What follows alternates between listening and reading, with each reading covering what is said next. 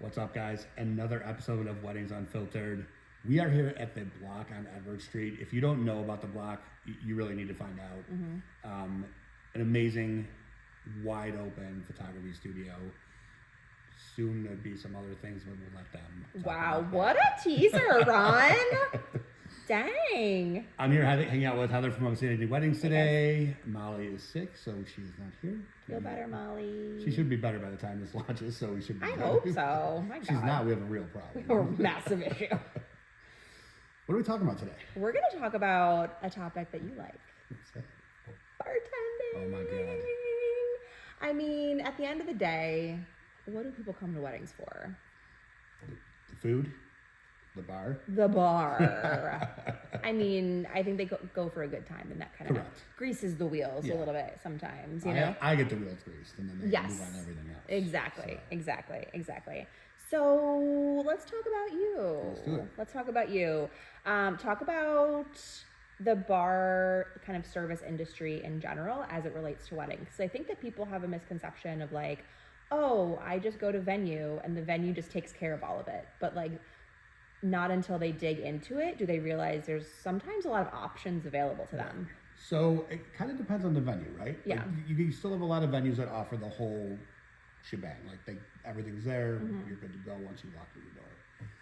What we are is we cover that gap when there is no bar service available at the venue. So whether it's at a venue, your backyard, whatever the case may be, we come fully insured. If you need a license, we can pull a license. We are doing all the work that you don't want to do that day. Yeah, no one wants to do that. No, just have fun. It's your day, right?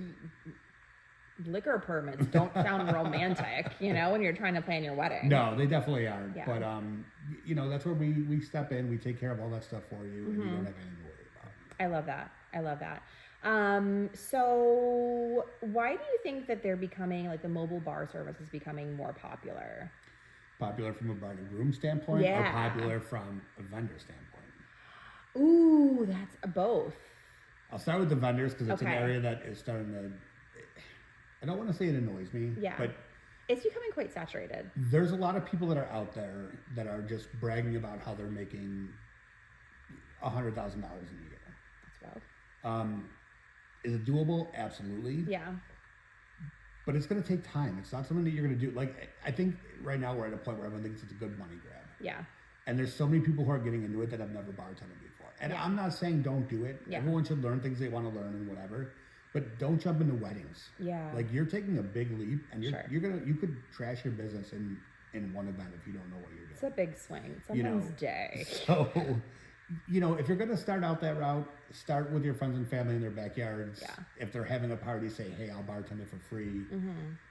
Get started that way. Please don't jump into weddings. It's giving this industry a pretty bad name when this is happening. So that brings up a good point.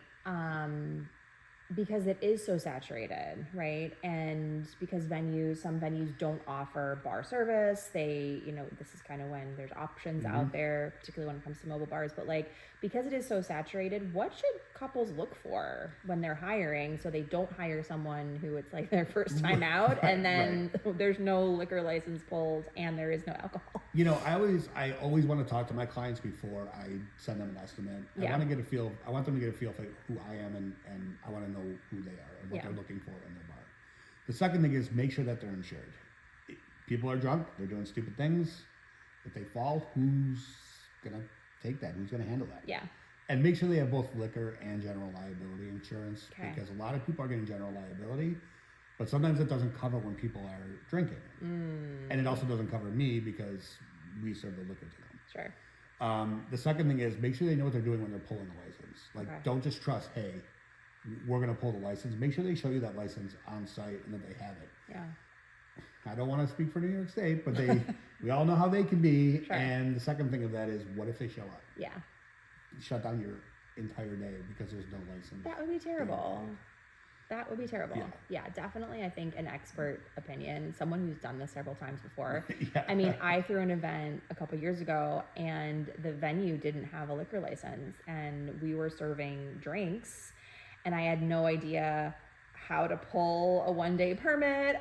The SLA was being very slow in getting back to me, and I was freaking out that all these people were coming, and I turned to you. I was like, Ron, what do I do? I think that's truthfully the scariest part from my end is with the 1-day permits.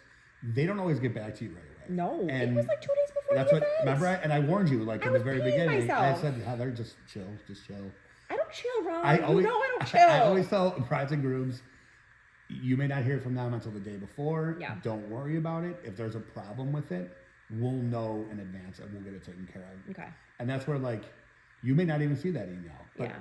I'm always paying attention because that's what I do. So, Yeah. like, I'll go in and I'll know exactly what the form is that is needed and things like that. So we cover all that. Okay, I like that a lot.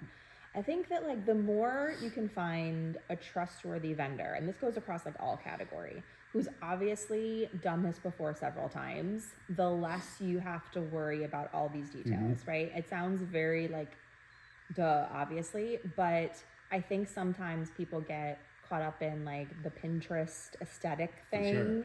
And they forget about the rest of it, you know, and like the rest of it is just as important because you don't want anyone shutting down your wedding day. Exactly, but the nice thing too about vendors is we all talk to each other, Yeah, right? So for sure.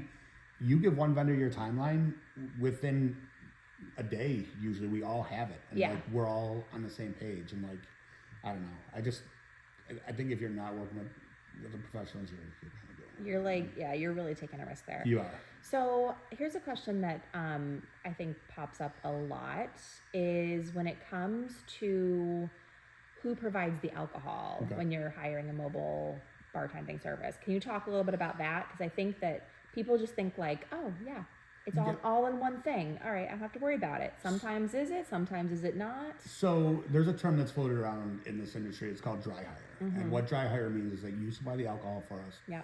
We supply everything else for you. Mixers, pubs, all that stuff. Yeah. You know, there's a lot of companies that just provide bartending service, and that's great. We do too sometimes. I prefer not to, only because you don't think about how much mixer you're going to need, how much ice you're going to need, how many cups do you need, right? Yeah. Like, everyone thinks it's just going to be this easy peasy, like, put it together. Pop in the bottle and go. And there's a little more to it than that, and, you know, you also don't want to overbuy. Like, you don't want to have 20 cases of Coke sitting in your basement at the end of the event because you overbought, you know? So for us, you know, we supply all that and we keep it in stock for the next wedding because we're probably going to do another wedding that weekend or the next week. Yeah. We can also pull the liquor license, as we've talked about a little bit. So if you need us to pull a license for a certain venue, we can do that. There are some restrictions with how many one-day permits can be pulled per address. I'm not going to get into it. It's too boring. And it's something that myself and the venue usually take care of behind the scenes and get that fixed for you. Let the professional deal with that so you don't have to. But the nice thing is when you're supplying it, it's a lot more budget friendly. You know, you're supplying what you think your guests will drink. Sure. If you don't want to supply something, you just simply don't supply it. If I come, I'm bringing everything under the sun that we think we're going to need. Yeah. And, you know, the price point is obviously a lot higher. Yeah. So if a couple is supplying their own alcohol, like, do you have tools or calculators to like help guide them in how much to buy? Yep. Yeah. The first thing that we do is we tell them, if you don't know your guest drinking habits, pay attention over the next however long you have until you need to start buying. Do you have some real party animals or some you know how this goes. preference people? you know how this goes. You know, and there's no sense in buying craft beer if no one in your group drinks craft beer, right? Facts. Or like, we always talk about gin. Like for me, when I do weddings, I never see anybody drinking gin. Who drinks gin? I love gin. But you do? Yeah. I used to work for a liquor company, and like nobody had gin. Nobody wanted a gin. It's got to be a good gin, right? I mean, it wasn't a bad gin, but like still, Okay. Well. very little percentage of the humans. So you know, that's just my the thing that I kind of gravitate to because we don't pour a lot of it. Sure. You know, so we have a spreadsheet that we send you. Okay. You put in how many guests you have, how many open bar hours, and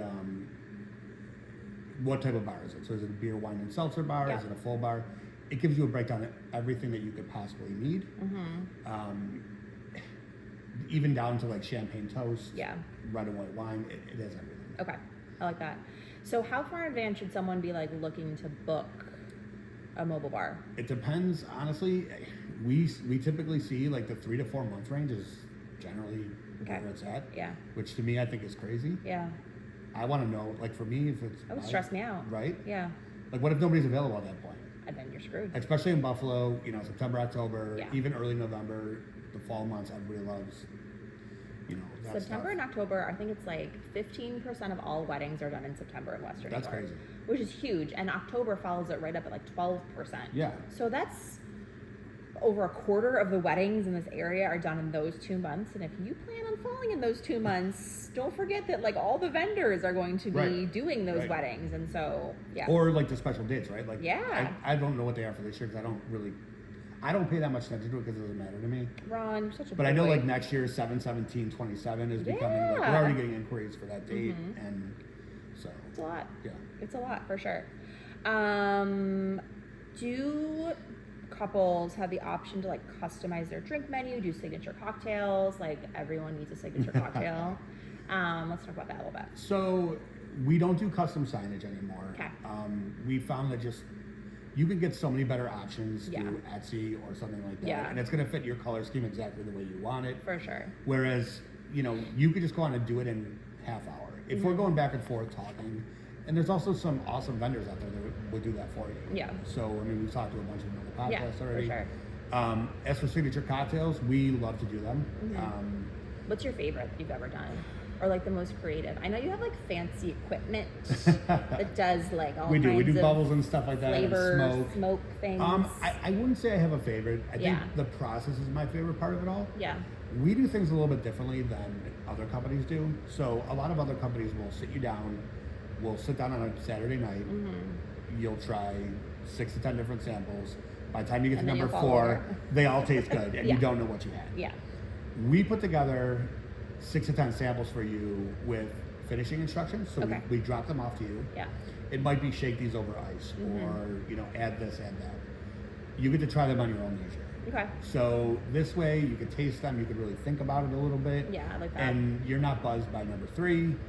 And Unless you want 'em. Yeah. But we like to try to take you out of your comfort zone a little bit. Sure.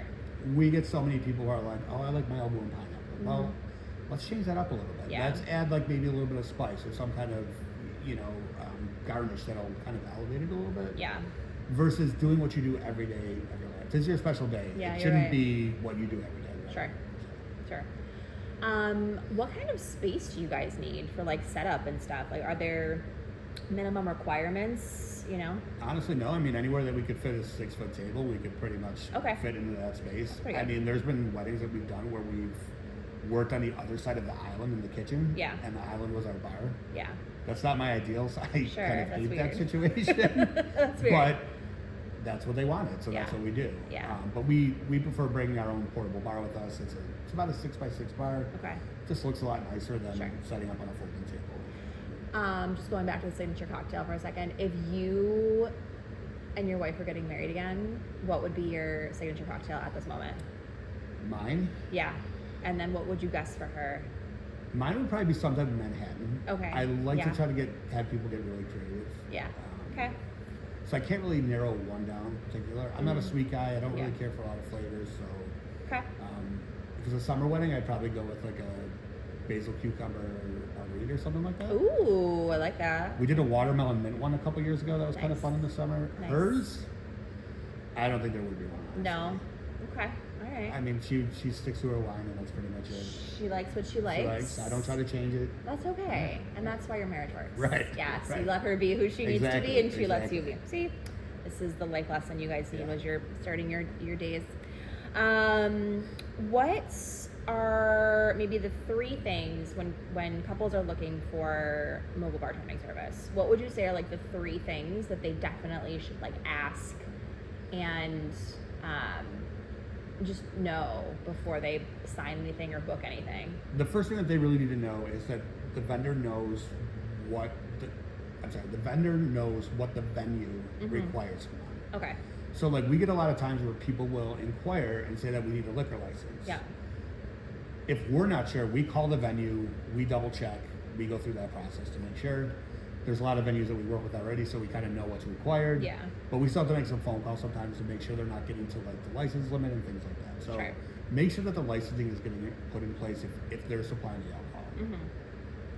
Second thing is ask about the insurance. It kind of goes back to the red flag thing. Yeah. Like, you know, there's a lot of people out there who are just doing it now. They don't take any of this stuff into consideration. And I think the third thing is make sure that the bartenders are giving you what you want. Okay. So just to give you an example, our package has 5 mixers in it. It's Okay. the same 5 mixers every time. Yeah. And that's just based on our experience. So it's Coke, Diet Coke, soda water, tonic, and cranberry. Okay. We seem to always go through that, and you can make almost any drink with that. Yeah. We do substitute sometimes, but it's like we find that sometimes you're just wasting a mixer that way. If you want more mixers, we'll certainly add more. If you want to bring them yourself, you can bring them yourself. But make sure you're getting what you want versus just kind of hoping for the best. And Going with whatever they say. Yeah. Okay. Anything else couples should know? have a good time. Have a good time, right? Yeah, that's probably Make sure that you're stepping back and enjoying your day. Yeah. I mean, that's not bar related, but it's just in general. yeah. I think we kind of covered everything we need to know about the bars. Yeah, awesome. All right. If people are interested in booking you, where can they find you? We are now the Buffalo Pod. So we used to be Buffalo Bartenders. We made a big change this year. So that's pretty exciting for us, but it's buffalopod.com. All of our socials are Buffalo Pod. Do not go to buffalop.o.d. That's a completely different company. Ooh, now I have to see who that is. Yeah, it's the guy that owned our trailer before us. Oh, okay. So he started it. Okay. It's nothing scandalous. No. Oh, okay. That That would have been more fun. I mean, you know how that goes. But Yeah, anyways, I get you. yeah, that's where they can find us. And if you want to book, there's a link right on there. Just make sure you answer as many questions as you can. That'll eliminate the time that we have to spend discussing. Makes total sense. All right. Thank you guys so much for tuning in to another episode of Weddings Unfiltered. Be sure to like and subscribe and stay tuned for next time. See you next time. Bye. Cool. All right.